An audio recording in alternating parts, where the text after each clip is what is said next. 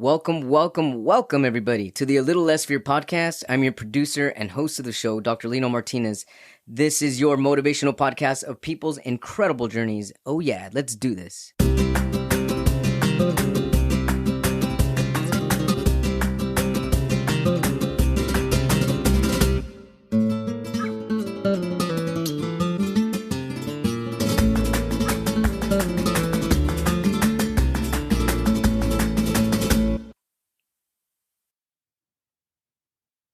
Welcome back, everybody, to the A Little Less Fear podcast. Today, I would love to welcome Ed Doherty. Has completed his new book, Observations at the Speed of Life. It's a collection of stories that have been shared with others throughout a career of mentoring and motivating friends, family, and coworkers. Sometimes humorous, sometimes inspirational, and occasionally packed with wisdom. They're all about aspiring to be the best version of yourself. Some of the essays are very personal and some are philosophical, but regardless, each one packs a message about hope and value and the value of persistence. And I love this. And welcome to A Little Less Fear podcast. It's great to be here. I think I've lived my whole life with a little less fear. Well, let's talk about that. Well, I think that when you're young, before imposter syndrome was invented, I'm sure I had it. I'm sure I was a little unsure about if I was good enough for this or good enough for that. And I think if you face up to the challenges that confront you, a lot of times they disappear. Right. I love how you said that. So if you confront the challenges that are in front of you, they will disappear. And they can disappear because we tend to exaggerate the degree of difficulty and underestimate our ability to handle challenges. Why is that? I don't know. Do that? One of my cliches is it's amazing what you can do if you have no choice.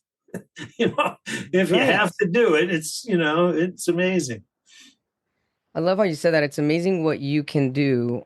I'm writing this down because I write down quotes and I'm gonna post all of these quotes for people that are listening.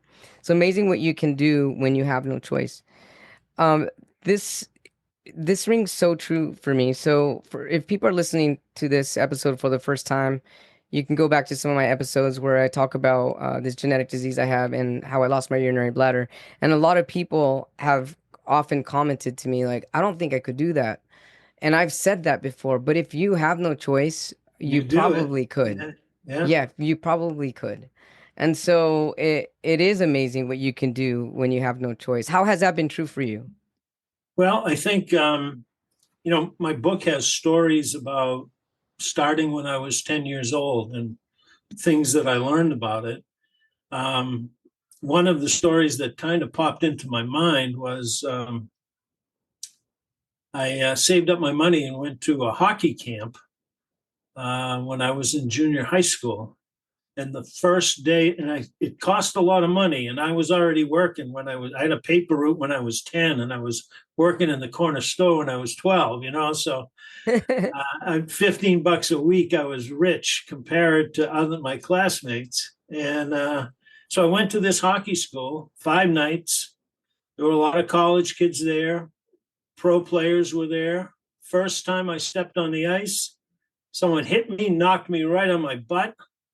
And everybody stayed away from the little guy with glasses because I wore glasses for the rest of the week. And by Friday, I said, boy, I really wasted my money. I didn't really get anything out of that. And Friday night, there was going to be a scrimmage, and then one of the television stations showed up, and we put our special jerseys on. And I said, well, I don't want this to be a complete waste. I am just going to go out there and fly like the wind. And so I went out there and I was skating here. No one could catch me. I was skating there. And when it was all over, I got a trophy as the most improved skater. Oh, how wonderful is that? And I didn't think I skated that much better, but I didn't really evaluate it because the year after that, I made the high school team. And the year after that, I made an all-star team. And so I actually got better without knowing it. And I've kind of relied on that. A lot of times we're the last person to evaluate our progress. We need an That's external true. source to validate it. Right.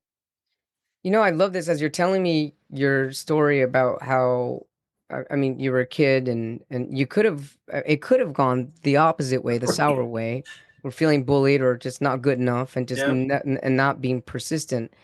And even though you weren't aware that you were improving, you kept at it. You were still I mean, you were persevering.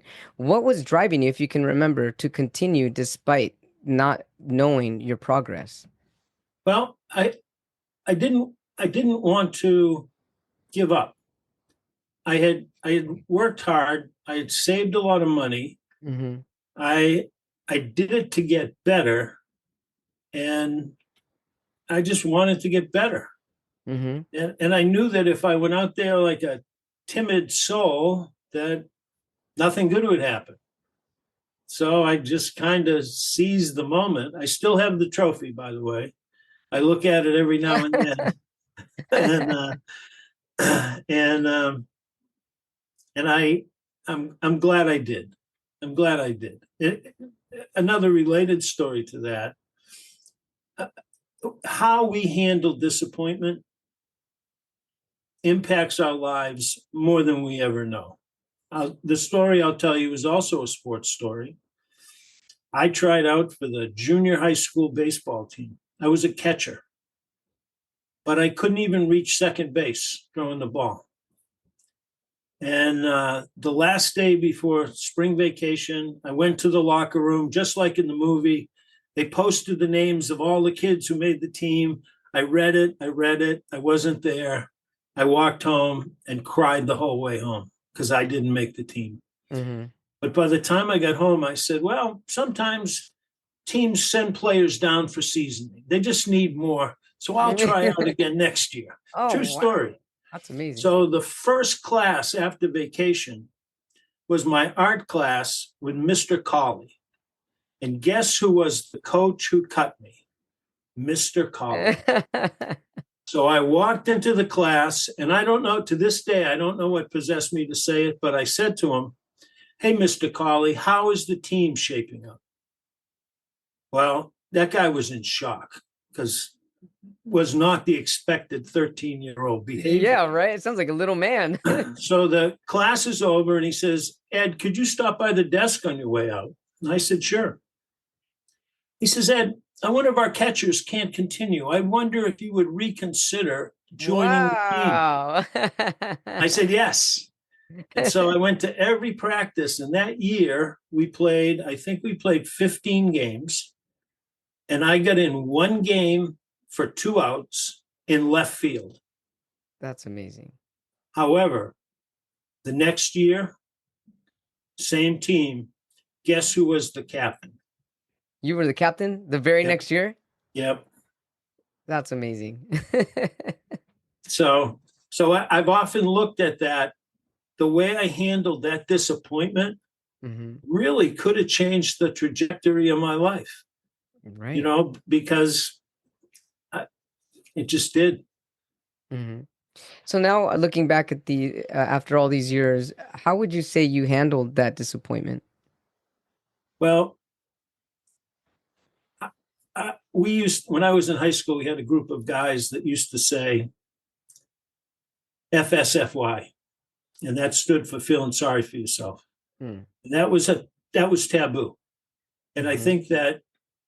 I think that while I've done it from time to time, I've been in a car accident or two or missed a plane, and you feel sorry for yourself when that happens. But in general, I try to resist that Mm-hmm. because I don't think anything good happens when you feel sorry for yourself. I No, think I think you put this force field around you that prevents good things from happening. absolutely. And when you feel sorry for yourself, guess what?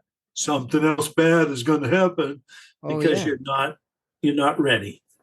exactly. And when you're feeling sorry for yourself, I mean, that's just what you're going to keep attracting is things to feel sorry about.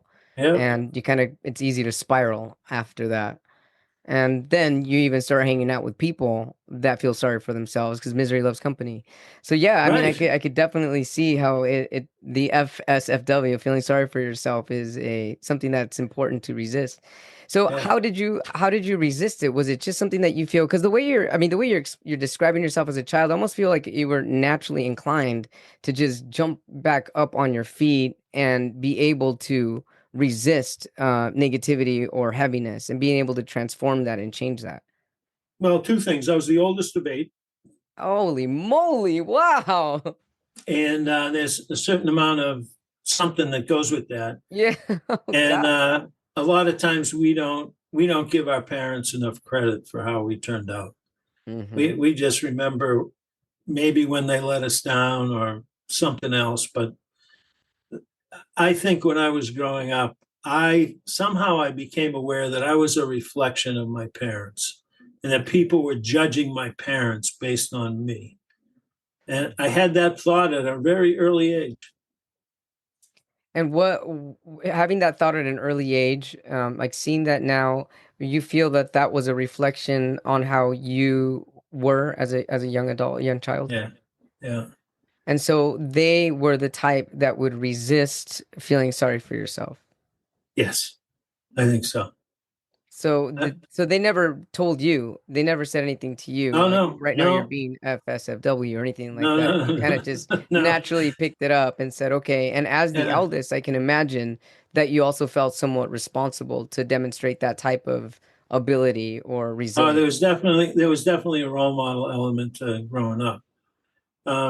But if we go back to what we were originally talking about, I think the um, being insecure or having imposter syndrome, I just never wanted to give. I just wanted to get better. I didn't. Even if I was failing, I didn't want to believe I was failing. I wanted to say, hey, if I do something else or if I try something else, that maybe I can make it. Um, and so just because we're talking sports stories, my original plan was to try to go to college and play ice hockey. Hmm. I flunked the physical because I'm blind in one of my eyes, and so I ended up playing soccer at the college level. The Hmm. doctors would let me do that because I couldn't hurt as many people as what they Oh told God. me. And so I can trace my athletic career from Mr. Colley giving me a second chance all the way to being a co-captain of a Division I soccer team. That's amazing. Just keep going. Same thing, same mentality. Just keep going. Just keep going. You mentioned something earlier before you mentioned the soccer experience, where I guess if you were to fail on something, you would just go to the next thing. If you did fail with something, what feelings did you have when you did fail? Did you ever have the feeling sorry for yourself at that moment, or was it literally an opportunity for you to change your direction? I think everybody does. Sure. I think when you don't succeed, you feel sorry for yourself. And there's a quote. I don't know who said it, but it it it doesn't matter how how many times you get knocked down. What matters is how quick you get up. Hmm.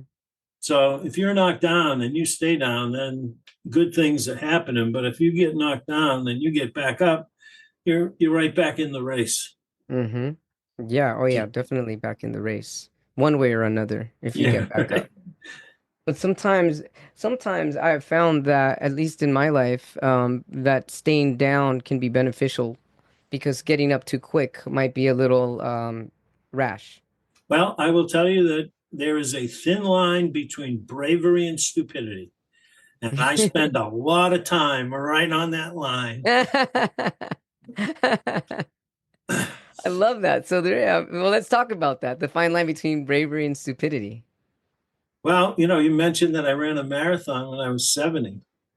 Talk That's about it. amazing. Talk about it. I was either brave or stupid. People either said I was brave or stupid right from the beginning Hmm. when I announced it. But Hmm. but let me back up. I didn't start running till I was 60. And so Goodness. I tell people I have 30-year-old knees. Because Wow. most people my age have knee problems, but I don't. Hmm. So my wife suggested that I get off the couch on a regular basis. So I started walking. So every day for a year, I walked. I kept track every single day. And then one day I said, I'm going to run 100 yards. And I ran 100 yards and I didn't collapse. And I said, I wasn't in pain. I said, that's interesting. Hmm. So a couple of weeks later, I decided to run a mile. So, boy, that was the same thing happened. I was in shock that I wasn't, aching and paining. And so eventually I started jogging and then I ran a 5K and then I ran another one and I hurt myself. So I went to physical therapy. The physical therapist turned into my run trainer and I did a 10K and then another 10K. And then a guy I worked with said, "Hey, try a half marathon." He says, "The course is flat."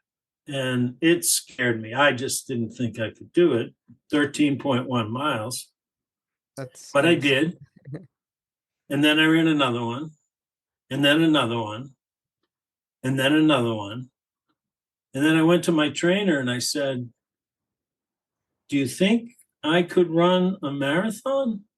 And she goes, "It's about time you figured that out." Wow. So I started training. I trained for a couple of years. I got a nutritionist. I had a trainer who spec'd all of my runs. I used heart rate running. I ran until my heart rate got over 150, and then I walked until it dropped, and then I ran. So I was very careful. And then the Boston Marathon, you can either qualify or you can run for a nonprofit. And nonprofits have numbers. That's how they raise money. So I ran for the Boston Bruins Foundation. The requirement was raising $10,000. I ended up at 13. Wow. And then the pandemic hit. Yeah. The Boston Marathon only allowed, usually 30,000 people run. They only allowed 3,000 or 4,000 to run the course. However, you could run virtually. You could create your own course. And my wife wasn't crazy about the marathon. I got to be honest with you. And so I said to her, I said, if I could run where I could stop every now and then and rest, and okay. So I got permission. So I created my own course around the outside of Fenway Park in Boston, where the Red Sox play. 47 laps around the outside of the park was Oh 26.2 miles. my And gosh. there's bars and nightclubs behind the left field wall. So I talked to one of the managers and he gave me his patio. And I had a doctor come to, you know, just to satisfy my wife. I had extra shoes and I ran 47 laps in 6 hours and 12 minutes and 18 seconds Holy, when I was 70 years old. that's incredible, Ed. So it took you 10 years to be able to do that because you started at 60. Yep. But I'll Very, tell you the biggest surprise of it all. There were two surprises. I've always thought of myself as a very dedicated son of a, you I can know, see that. but the dedication required to do that was stunning even to me. If I'm remember, I'm running 26.2 miles in October. That means in September, I am doing two 20-mile training runs. Okay. Think about, so I ran 500 training miles that year. That's I crazy. went through a couple of pairs of shoes. And the best part, by far, nothing was close, is when I had done it, the number of people who told me that I inspired them. I Oh, didn't set out to inspire anybody. I just set out to, do this. And the number of people who told me how proud they were of me probably rivaled when I was in kindergarten. I don't know. I couldn't remember the yeah. last time that many people had said they were proud of me. So it was worth the experience. It was definitely worth it. It's incredible experience. It's unbelievable, honestly. It's just I can't even imagine that discipline. I mean, geez. And so Well, where are you at now? I mean, once you completed the Boston Marathon, were you done running after that? yes and no. Um, my favorite race is something called the Falmouth Road Race. It takes place on Cape Cod.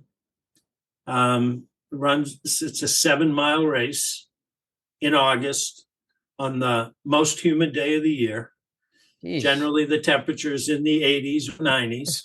Oh God. There's only about 14,000 people who run it. And and in order to run it, you have to raise money for a nonprofit. And this will be my 11th year running and raising money for a nonprofit. That is amazing. It's just wow. I mean, you're inspiring me. I mean, prior to recording, just so listeners are aware, prior to recording, I was talking to Ed about this and how I mean he's just reading about it inspired me. I mean, I'd be lucky if I can continue half a mile on my own, but I mean, really, I mean, this is really incredible. If you put your mind to it, your body will follow. Do you feel that Right. to be true? That's a great point. Now, I could not have run a marathon with just my body. I'm too old. I had to use, I made that from the neck up. Mm-hmm. As an example, I had about 40 donors. And what I did is I wrote their names on athletic tape and taped them to both my forearms. And every lap around Fenway Park, I dedicated to someone who donated money to me, to the How cause, beautiful. and thought Wow. about our relationship stuff. And that kept me going. Um, a funny note here is that the local NBC station found out about it and showed up at 5 in the morning when I started to film me running the marathon. And it dominated their early morning news coverage. So I had people who were in town to watch the marathon come and ask to run with me. They made donations so they could run a lap with me. Um, and the tour guides at Fenway Park, there's a tour every hour. I was part of the tour. So they have this group of people waiting to go inside, and this is this 70-year-old guy who's running, da da da da da. I used to joke, if they don't pay attention, I'm going to run inside and run around the warning track. Um, so yeah, it was definite. It was I knew it was the achievement of a lifetime. But I'll tell you, Absolutely. I'll tell you what I also knew. I also knew that I had to take that last step. Hmm. Going 26 miles without going the last point two, Hmm. nothing. I can't say that anything. All I can say is I ran 26 miles, but I Hmm. can say I ran a marathon now because I did it. Hmm. And one of the things I did at the very end was my son uses a wheelchair, Hmm. and he was there with me from the start, cheering me on as I went each lap. And when I got to 26 miles, I got him. I stopped. I got him. I pushed him up the street, turned around so that we were going to cross the finish line together. Oh, how beautiful. I had about 15, 20 friends there, and they went inside the restaurant and commanded a roll of toilet paper, which they stretched across the street. So me and my son broke through the finish line with the cameras flashing. So it was a pretty cool experience. Wow, what a beautiful experience. I mean, and to have your son support you there, and also I'm certain he probably felt triumphant as well with you. Yeah. It's unbelievable that you were able to complete that at 70.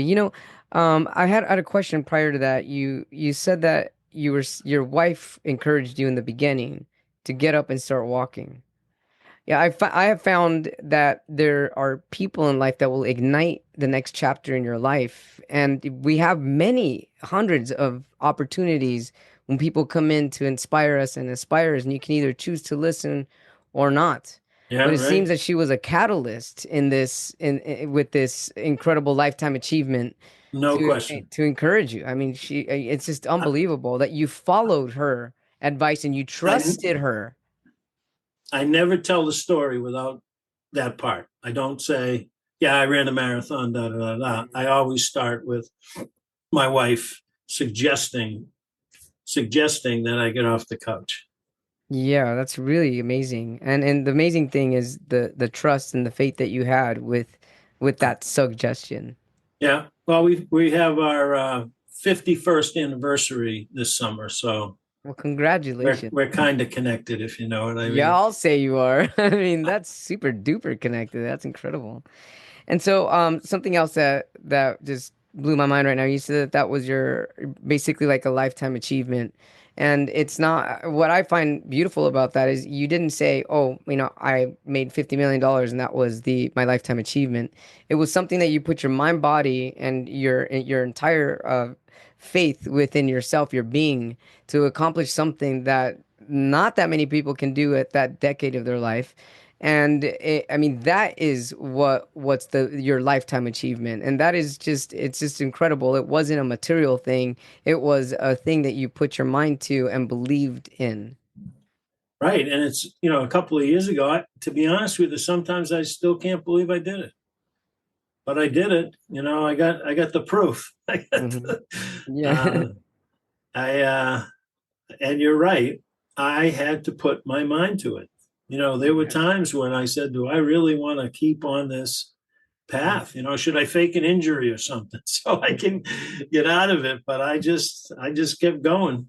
Hmm. Well, thank you for that.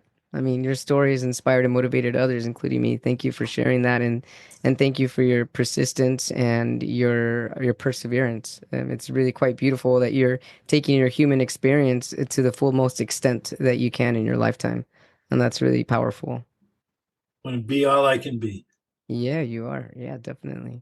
And so, I mean, you wrote a book at 72, and then you finally decided to write a book at 72. What encouraged you? What motivated you? Why write a book? So um, when email was invented, I always led a team. I led a team for many, many years. When email was invented, I started doing what I called a Friday update. I sent one email to the entire team, and it had, I always had a quote of the week.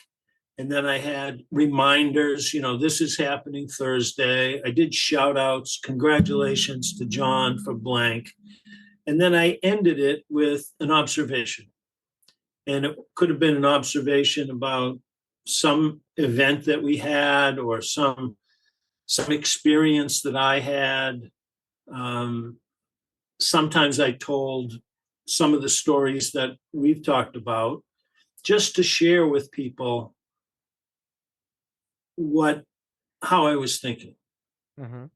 And so in 2020, I was furloughed and I became a consultant, and I didn't have anybody to write to. I didn't have a team. I was suffering withdrawal because I wasn't mentoring anybody. I wasn't leading anybody. So I took my contact list and I created something I called the Wednesday weblog. And instead of doing remind, it was the Friday update, like I'd always written, but it was just the observation. And I made an observation. And that first one I sent to hundreds of contacts. And I've done it every Wednesday since then. Wow. And after a couple of years, someone, could have been my wife, but someone suggested that I put them into a book. So I put 60 of them into a book. I have another 60 ready to go, probably next year.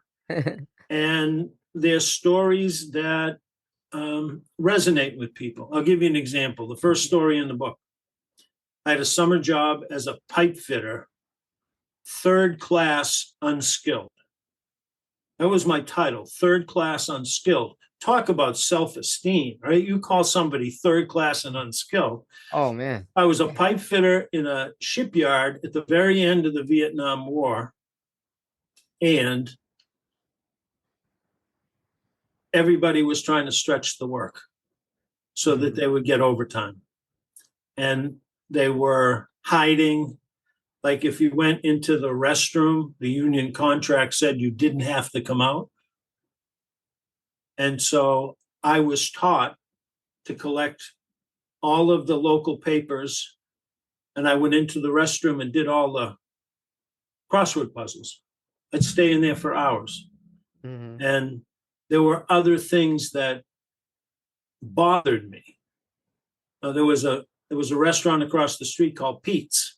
And at 11:30, everybody lined up at the time card shack. You punched out, they ran across the street, and you walked into Pete's, and there was a ham sandwich and a quart of beer. You sat down and you paid to get out. Oh gosh. And so the country's in a war. This boat is needed by the Navy, and these people are. And I came up with the conclusion that what you do when no one's looking is really important. Mm-hmm. So that I was love that. What you do when no one's looking is really important. so the book is filled with stories like that of my life, Mm-hmm. um, that most of them have a message. I have to admit, there's a story about returning shopping carts after you've been to a supermarket. I'm Mm-hmm. not sure what the message is there, Sure. but there's only two kinds of people: those that return them and those that are just too busy. They were too important, and so I have some humor there in the Mm-hmm. book. I do some a little Boston slanguage, if you will. But most of them are experiences that I've gone through, what I observed, the lesson I took from it, and recommendations. Absolutely love that. And so even in the small observation of how some people return shopping carts and some people don't. I mean, what type of lesson can somebody learn from that? Well, I want you to stop and think about. I want you to stop and think about returning a shopping cart. Now, someone who uses that cart and puts it right back where it belongs Mm-hmm. is a certain kind of person, right? Sure.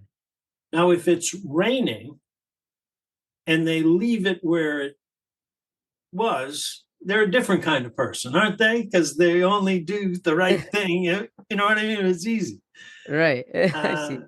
so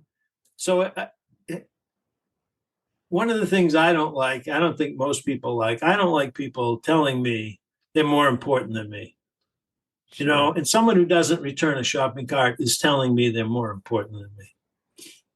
I see. So somebody that's not returning the shopping cart is saying that their time is more important. Right, right, right.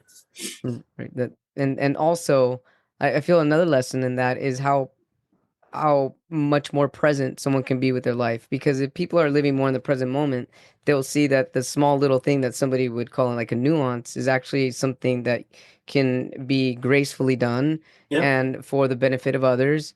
And also know and having this hidden, it's back to what you said, what do you do when nobody's looking is really yeah, important because it shows somebody's integrity. right. Imagine if there was a fine for not returning shopping carts. Right? Right. Everybody would do it.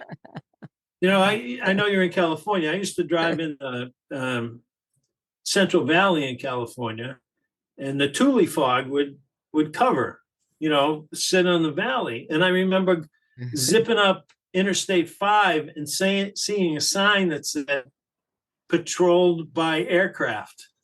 And I would say, you're not going to see me going 70 right now. You know what I Right. mean? It's Yeah. so when no one's watching, it's a whole nother thing.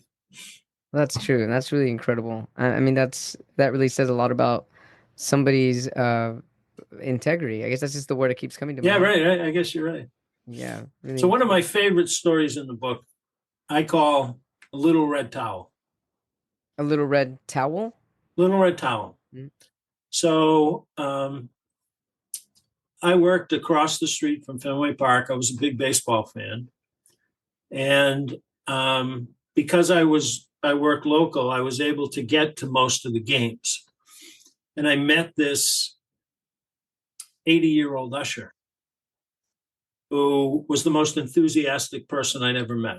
He was bouncing around. He called everybody by name. And if you didn't know your name, he made one up. And he was between section 17 and 18. And I introduced myself and I said, you have redefined enthusiasm. We eventually became friends. And there were 2 seats right on the aisle that season ticket holders never came to. So for about 100 games, I would get in there. I'd go up, I'd sit in seat 2. At the 3rd inning, when he was off duty, he'd sit in seat 1, have a Coke and some popcorn. And I'm in my 20s. He's in his 80s. And I don't know how much wisdom I got from him, but I think I got a lot. And we sat there and he talked about this, that, and the other thing. And then we moved to California. And the Christmas before we left, somehow I realized he hadn't been anyplace for Christmas in years. His wife was long gone. His daughter lived out of state. And so we invited him to our house for Christmas. Mm-hmm. And we got him what you would get an 80-year-old usher. We got him aftershave you could smell in the bleachers, right? But we also got him a little red towel so that, ushers wipe off seats for a tip and, da-da-da-da-da. So I had noticed he had a towel that was faded, so I got him a little red towel. So we moved to California, and every year I came back, I'd look him up. And one year I came back, and he wasn't in his normal section. So I talked to the guy who was there. He said, they gave him a sitting job over under right field. So I went over, I found him, I thanked him, we made eye contact, and we made that eye contact. We knew we were never going to see each other again because he was on his last legs. And so I thanked him for the wisdom and the time we spent together. And he thanked me for the little red towel 10 years later. Wow. So he's ushering someplace in the sky. I believe it. And I know he has that little red towel with him. I'm sure he does. And I'm sure you'll see it again one day. Yeah. Well, so beautiful. Those are the kinds of stories, from my life that I put into the book, just to share. I love it. I love that you've put these stories together just to share because it really does. I mean, it helps a person, it helps humanity to really come down to really feel what it means to be human and to have these human experiences and how small little things, small little acts of kindness really does make the world go round. And a small little act of kindness like that, somebody can take for the rest of their life and keep it in their heart. Yeah. So it's really important to be sprinkling your joy and your love wherever you go in any situation. And you're very observing too. So you're definitely an observer, which doesn't surprise me. Why you're That's why I call it observations. Yeah, you're definitely an observer, and you definitely have a big heart, and you're open to share and you're open to receive, which is really beautiful and graceful. Thank you. Well, what got you to be like that? Not too many men are like that. Well, I have to blame my parents and my wife, and I think that when I was in my 30s, we had a son who was born with multiple birth defects: spina bifida, hydrocephalus, scoliosis, bilateral club feet. 40 operations by the time he was 12. And I realized why I was on Earth.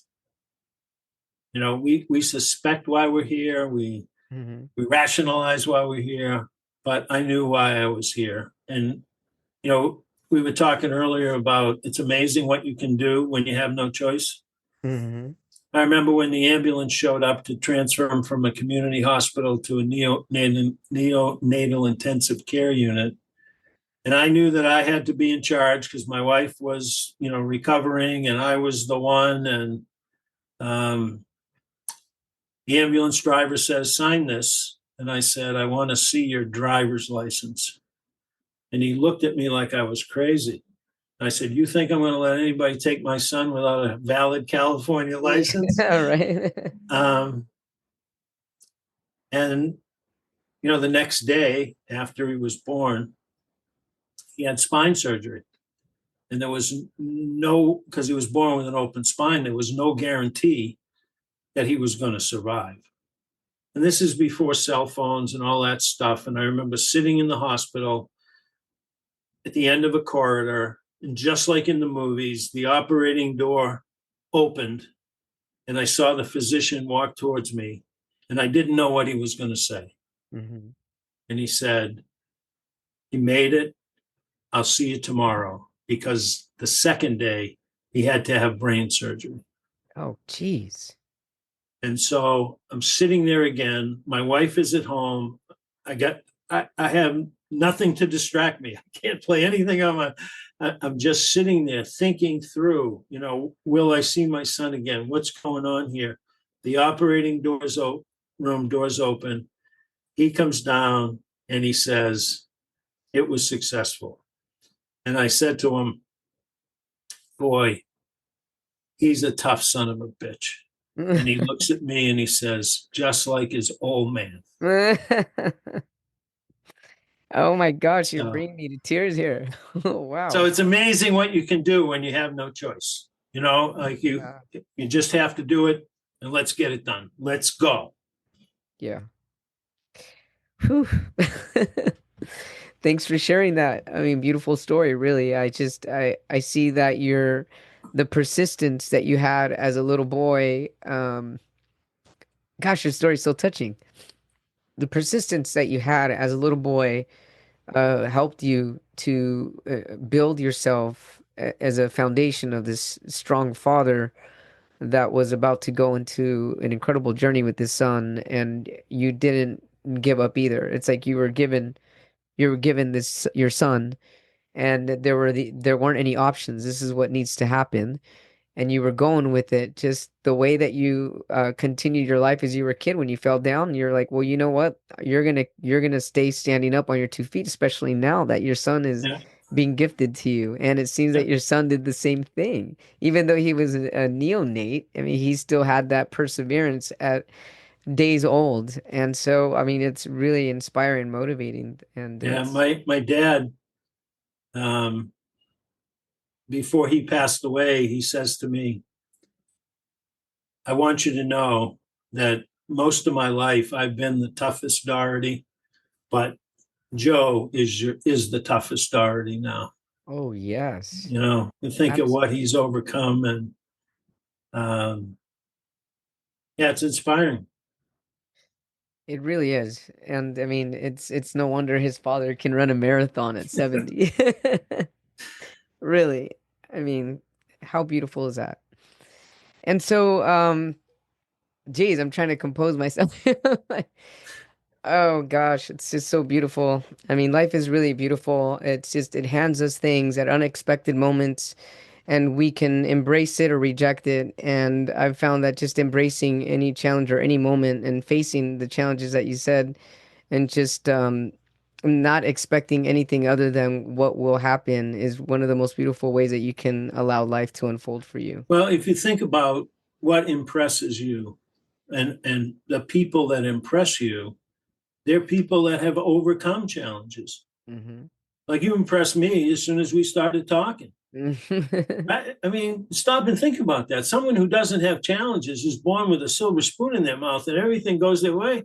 Okay, but Hmm. somebody who bootstraps and scrambles and overcomes, I mean, those are the people we admire. Hmm. And so I think that maybe the inverse of that, or the reverse engineering, is you want to be admired, overcome stuff. That's the simplest way to do it. Overcome it and you'll be admired. I have a question. Yeah, I mean, if somebody's wanting to be admired, if I Yep. mean, but either way, people are going to. I mean, because when I think of admiration, because I'm absolutely admiring your perseverance and your son. What when I think of that type of admiration is more of like an inspiration and motivation, and it's definitely a push to keep going and recognize the times that I am feeling stuck or where I'm not feeling well again, and to know that there's always going to be another opportunity to feel better again or to do it over again the next day. But I had a question. Oh, geez, I lost my train of thought. It was about it'll come to me. It'll come to me.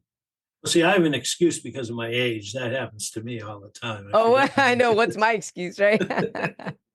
What's my excuse? Oh goodness. It was about, because see, confronting challenges. No, it was about, yes, here it is. So what, and this just came to me as we were talking about this, like I feel like I kind of know this difference in these two words, but I'm wondering what it means to you. Grit. Grit versus just going towards a challenge and facing the opportunity. Because I've heard that before, like you got to have grit in your life.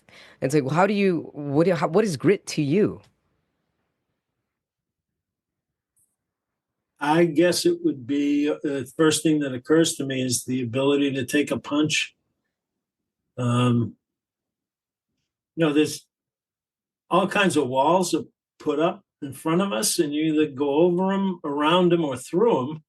Hmm. If you only have grit, you go through it. you Hmm. know, um, but it's unrealistic to think that smooth sailing for the rest of your life is going to happen. It's just Hmm. that's not how the cards are dealt. Sure. Staying with cliches, that's one of the earliest cliches I ever had was play the cards you're dealt. Every hand's a winner and every hand's a loser. Play the cards you're dealt.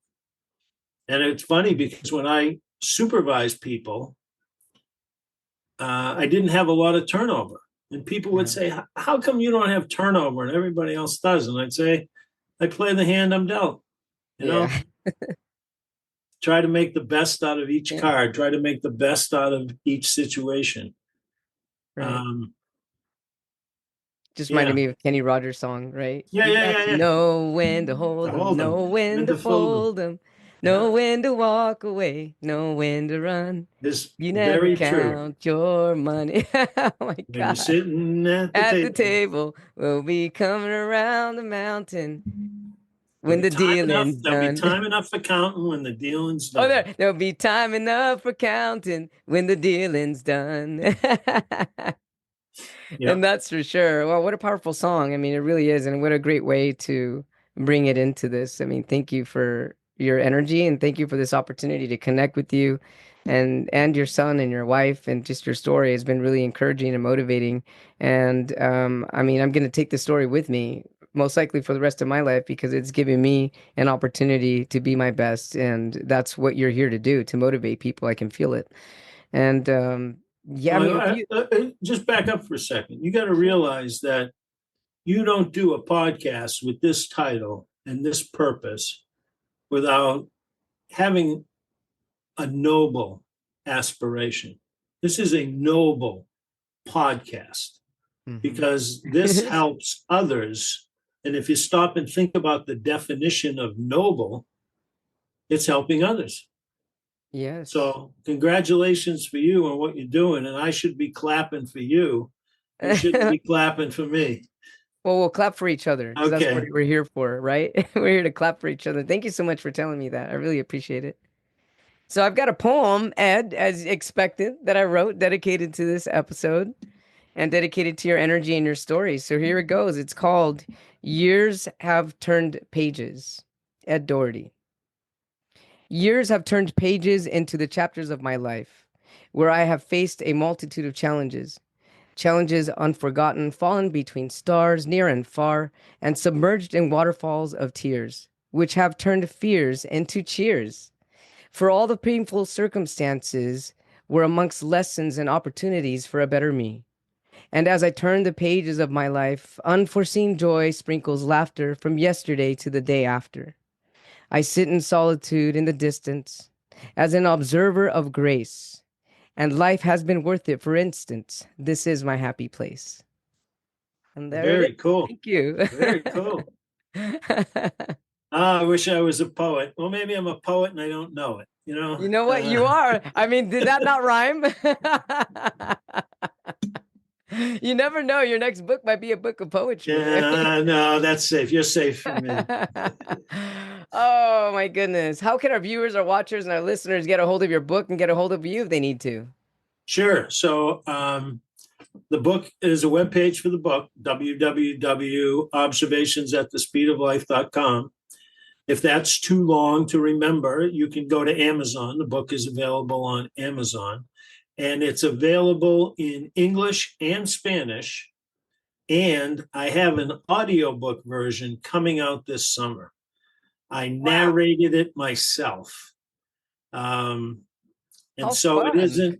it's not Hollywood glitz, but it's real. You know what I mean? It's the real deal. And quite frankly, because I've listened to it, I think the audiobook is better than the written book. Uh, That's great. Well, so, thank goodness I have Audible, so I'm gonna have to get your book on Audible okay, and I'll listen to let it. you know when it comes out. Yeah, let me know. I got it. Ed Doherty, everybody, on A Little Less Fear podcast. Thank you so much for sharing your incredible energy. Looking forward to staying in touch with you and getting your audiobook of Observations at the Speed of Life. Thank you so much, and I look forward to connecting with you in the near future. Enjoyed it. Thank you so much, everybody, for tuning in to A Little Less Fear podcast. If you haven't yet, hit that subscribe button. Tell your friends and your family about A Little Less Fear podcast. And if you are interested in being on my show, feel free to leave me an email at a little less fear at gmail.com. Or if you have any questions or comments and you also want to leave me an additional message, you can also do so from my website, leaving an inquiry at www.alittlelessfear.com. You can get a copy of my book on Amazon, Amazon Kindle, and Amazon Kindle Unlimited, also titled A Little Less Fear. And thank you so much, everybody. I really appreciate all the support. Leave me a review if you get a chance. I love to receive feedback, questions, and comments. And any way that I can be a support to you, please let me know. Thank you so much. I love you. Wishing you love, light, happiness, and many blessings your way.